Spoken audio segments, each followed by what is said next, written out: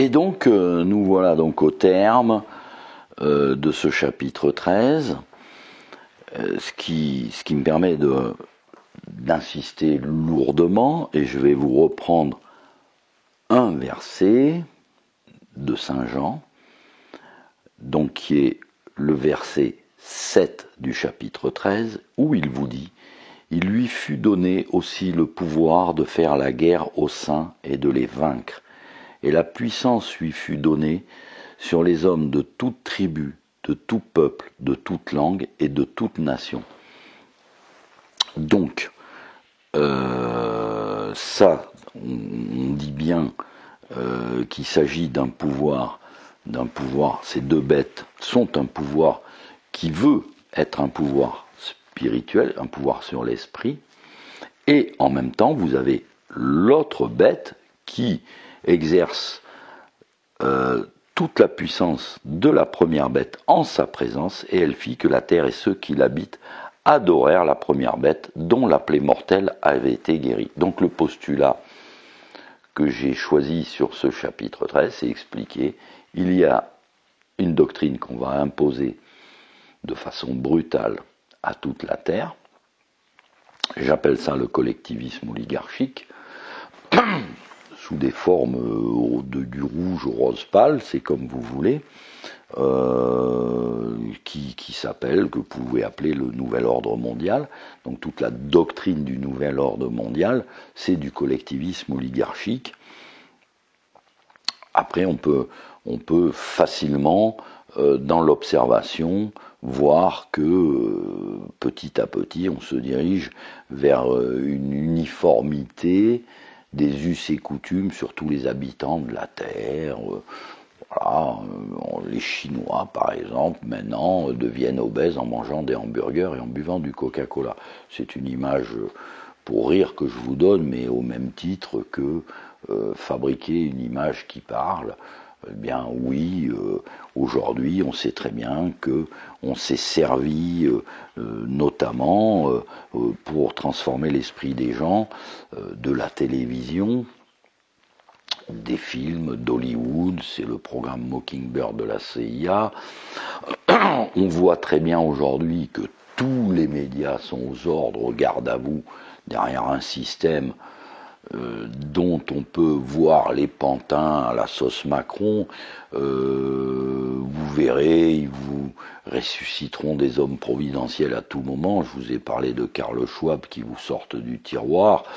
Je sais pas, on pourra vous en sortir plein d'autres. Donc, bon, un jour, vous avez vu apparaître Pompidou, la veille, personne ne le connaissait, et puis il a fait le boulot qu'il avait à faire, il a fait passer donc la loi Pompidou, qui est aujourd'hui celle qui régit tout le système, je dirais, du crédit des États en Europe, quoi. Je veux dire, ils n'ont plus le droit, les banques centrales, la Banque de France n'a pas le droit de prêter à la France. Donc vous voyez, c'est des hommes providentiels, ils viennent faire un boulot à un moment donné.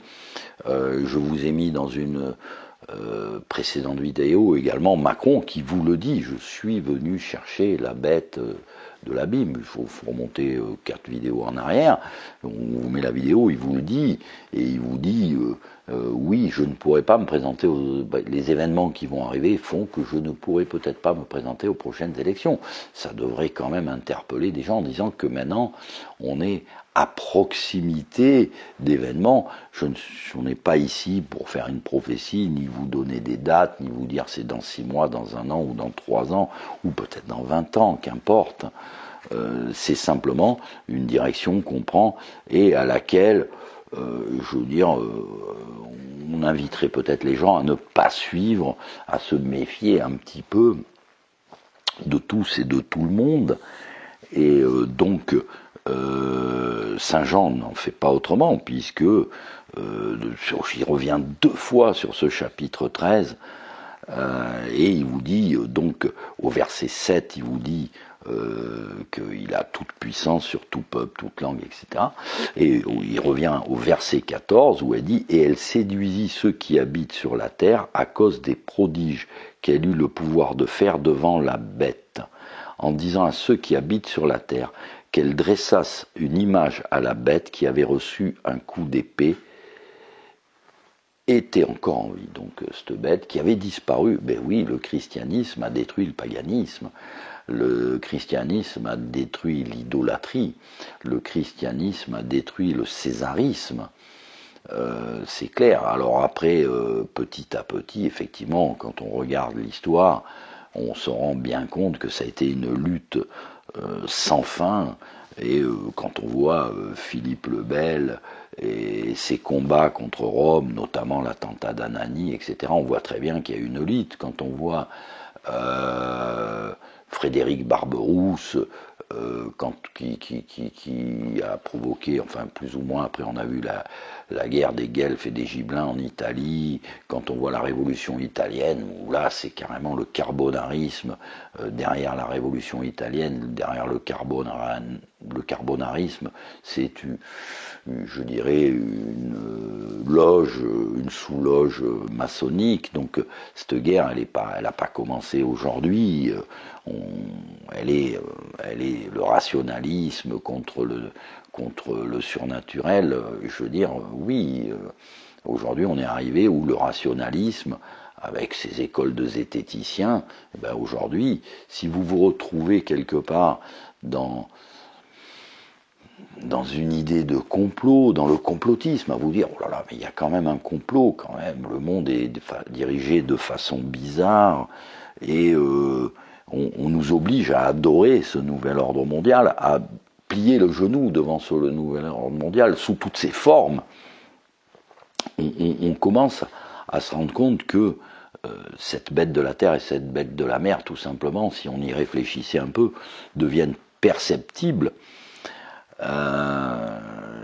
pour les gens qui vont se retrouver obligés d'essayer de comprendre, mais qu'est-ce que c'est que ce pouvoir? Qui sont ces gens qui viennent, qui arrivent, d'où sort un Olivier Véran qui décide, le gouvernement aujourd'hui, qui décide que nos enfants vont porter des masques, qui décide qu'on va être confiné, qui décide, c'est hallucinant. Et ça, ce n'est juste que une partie du plan. La suite va être peut-être plus douloureuse, peut-être.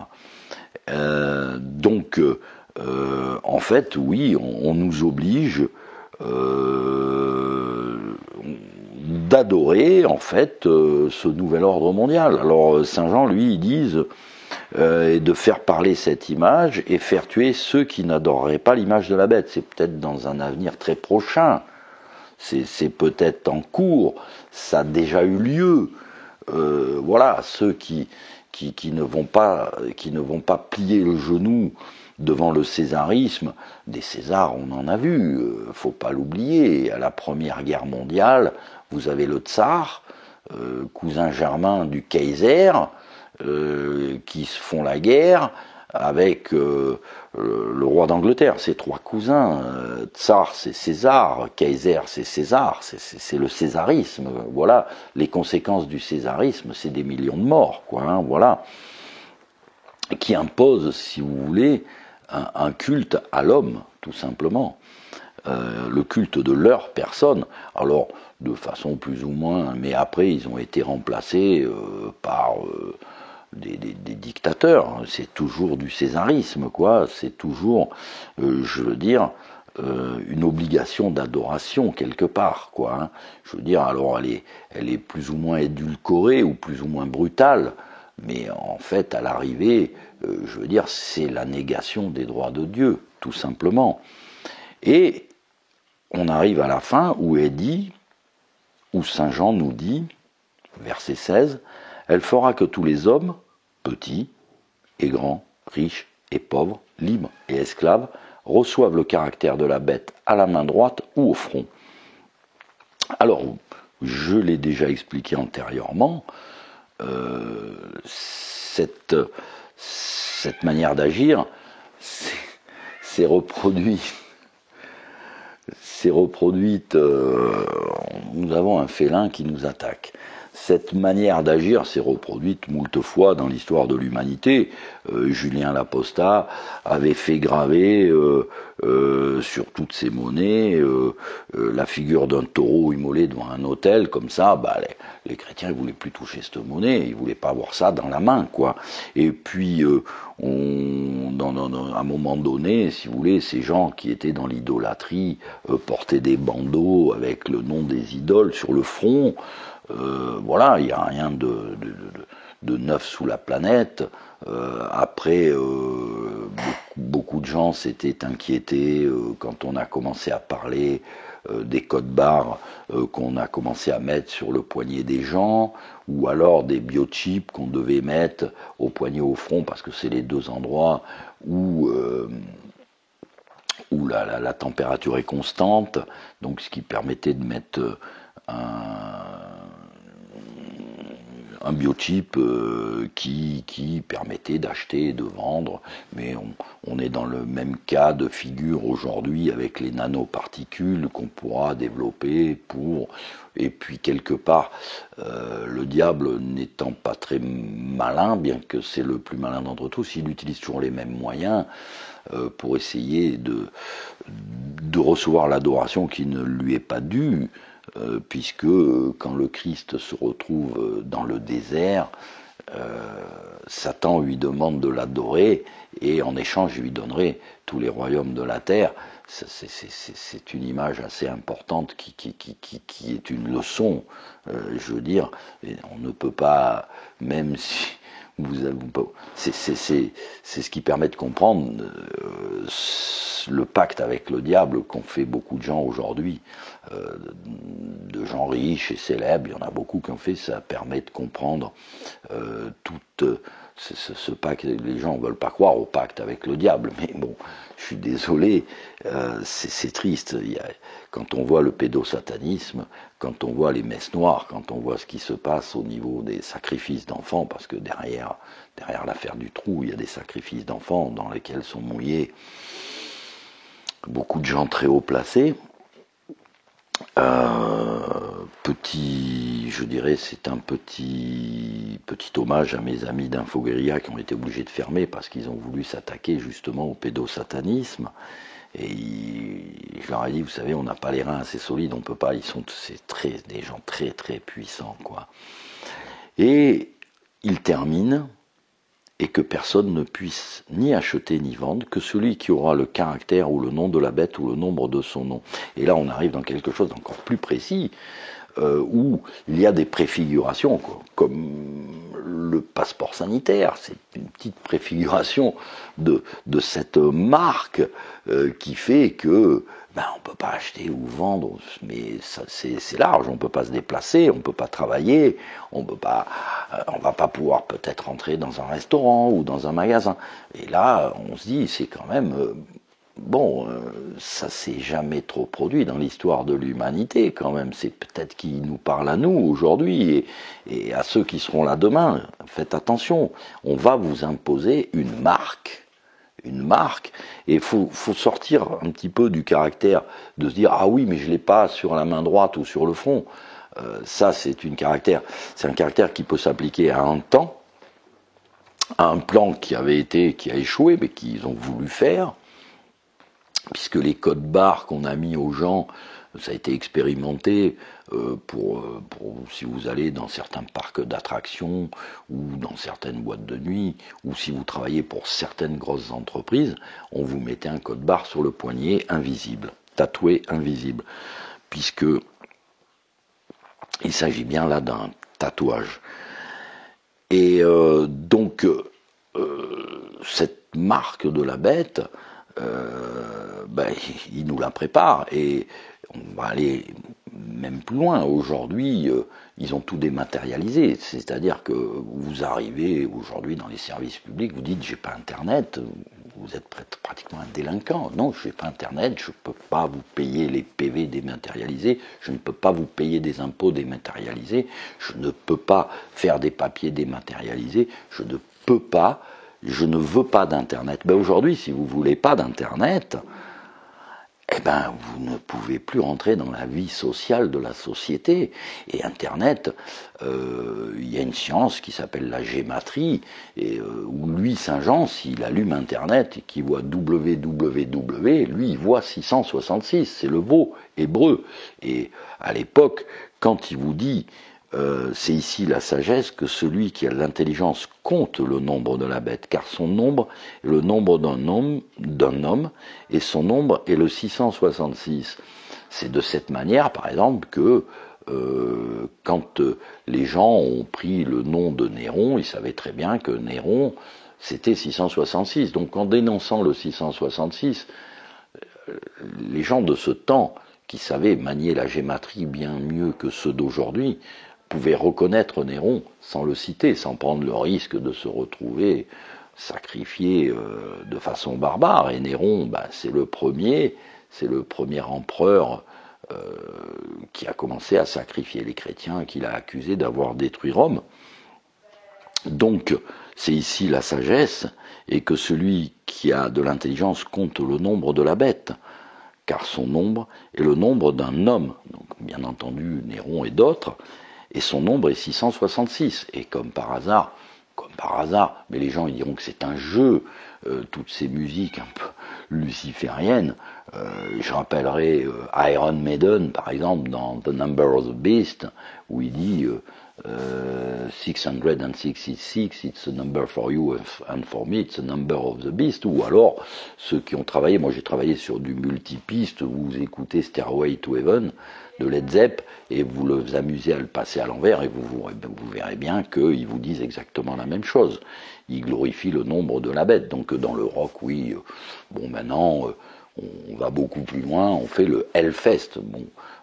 Voilà, avec une musique un peu strange, et en utilisant notamment, dans le rock'n'roll, on utilise notamment un accord de musique que l'Église avait interdit, qui s'appelait le triton. Voilà. Donc,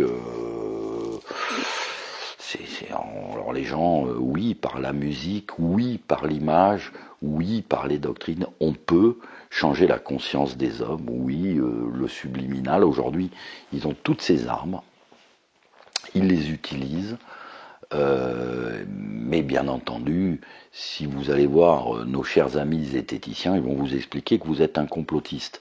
Alors, bon,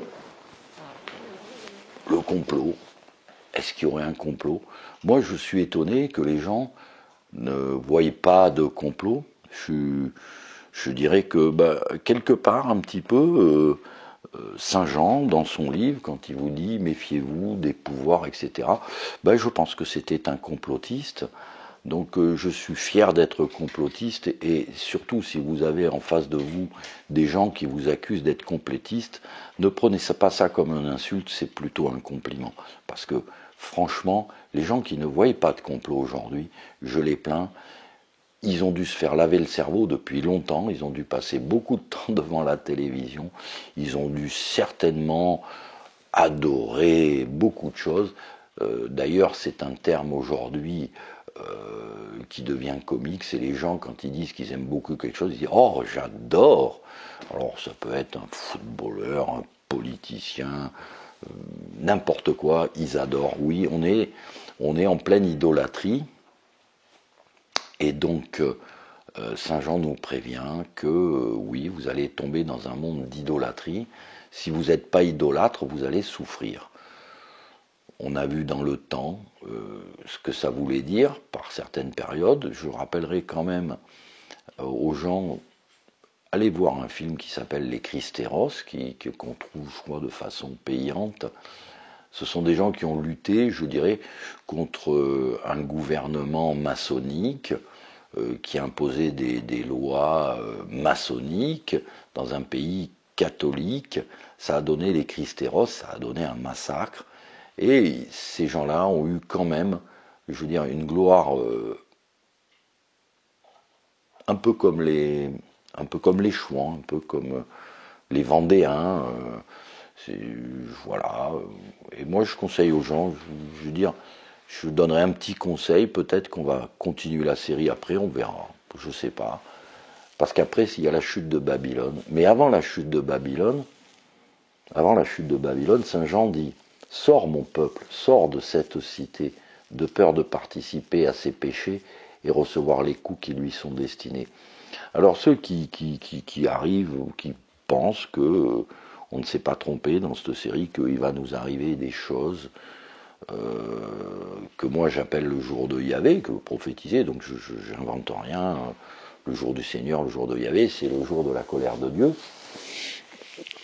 Eh bien, ça commence au chapitre 14. Regardez bien ce que vous pouvez voir, qui dans le chapitre 13, le chapitre que nous a conseillé de lire Lucide Fatima, il peut y avoir des correspondances avec notre temps, des coïncidences.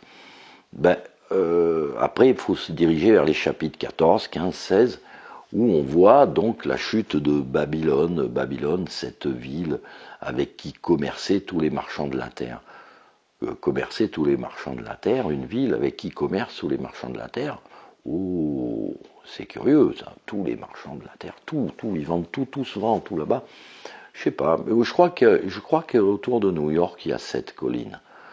Je crois, vérifier, mais bon, mais par contre, je suis sûr que au jour d'aujourd'hui, tous les marchands de la terre connaissent Wall Street, tous, absolument tous, puisque c'est elle qui donne le là à tous les marchés financiers de la terre. Quand Wall Street baisse, tout le monde baisse. Quand Wall Street monte, tout le monde monte. Et aujourd'hui, vous assistez à une magnifique envolée des marchés financiers. C'est fabuleux, c'est extraordinaire. La suite sera délicieuse.